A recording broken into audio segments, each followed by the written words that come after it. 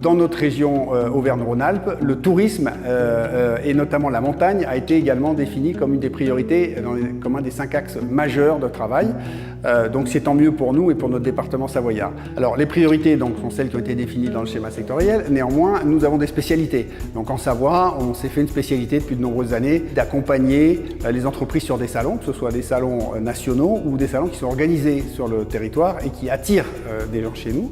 On a quelques spécialités sur la mise en réseau, notamment l'hôtellerie de plein air, où on organise des événements, le réseau tourisme, où on peut mettre effectivement un certain nombre d'entreprises de divers secteurs, mais toujours dans le tourisme, en lien.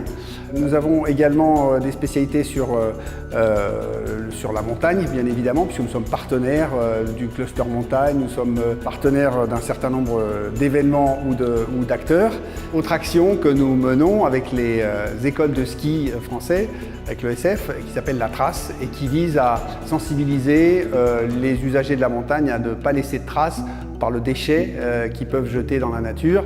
Et enfin, dernier axe de travail, c'est l'itinérance dans les Alpes, où on essaye de favoriser un produit qui devient de plus en plus populaire, c'est effectivement le déplacement, c'est-à-dire que vous faites du tourisme itinérant en vous déplaçant d'un lieu à un autre. On les accompagne pour favoriser leur reconnaissance du parcours et en sollicitant évidemment tous les acteurs locaux.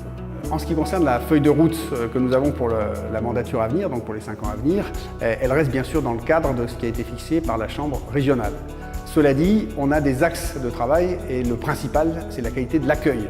Le responsable du camping du Trappeur a fait appel à nos services depuis de nombreuses années et il est d'ailleurs particulièrement actif dans notre réseau, il fait de la commission tourisme. Et puis il a travaillé avec nous sur l'accessibilité, sur un tas d'autres sujets très concrets sur son camping personnel.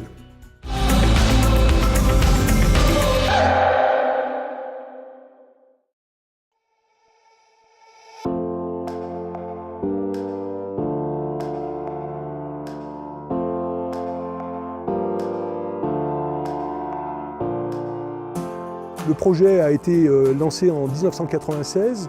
À cette époque-là, le locatif, ça démarrait à peine. Donc on a créé des emplacements enfin, avec des terrasses. Petit à petit, on a rajouté des hébergements en dur.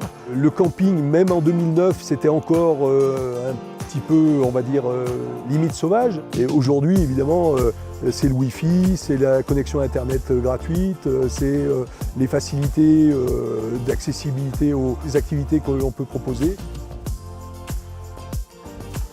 Le réseau tourisme m'a permis justement d'avoir accès très rapidement à des contacts, des échanges avec des gens qui avaient des activités similaires mais en Tarentaise ou dans d'autres secteurs. C'est une CCI qui me paraît très dynamique puisqu'ils nous ont accompagnés depuis sur différents domaines, dont le numérique et puis tout ce qui concerne les réseaux sociaux. Et c'est vrai qu'il faut communiquer maintenant énormément avec tous les outils numériques.